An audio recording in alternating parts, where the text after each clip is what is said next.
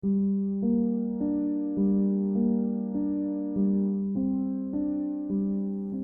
was working that night. My dad called me. Daddy doesn't usually call, Mother does. So I excused myself and called him right back.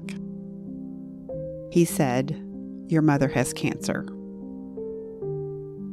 My brain went into overdrive. She had always been there for me, and I was still healing from my recent divorce. I've always said that I didn't need to worry about anything. All I needed to do was talk to my mother and let her pray about it for me, and then everything would be all right. I couldn't imagine her gone. In April of 2015, Mother went in for her annual mammogram.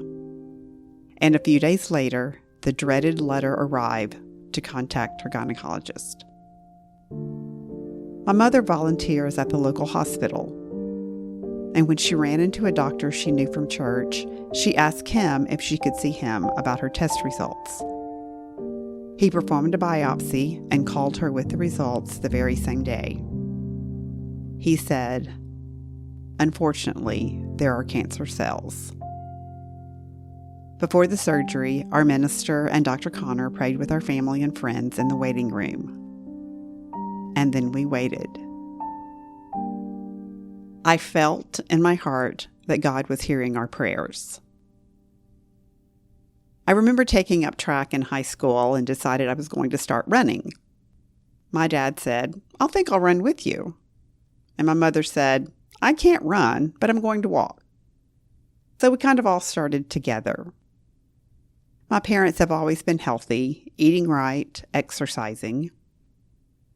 And every time she went in for her radiation treatment after the surgery, Mother found herself looking at the wellness center across the parking lot. She only wished that she could be there for her water aerobics class. Today, there is no evidence of disease. My sister and I go for our regular mammograms, but I have not had genetic testing. I do worry for my daughter, though, because both of her grandmothers have had breast cancer. I encouraged her to be diligent about testing, not only for herself, but for her daughters. My mother celebrated her 83rd birthday recently.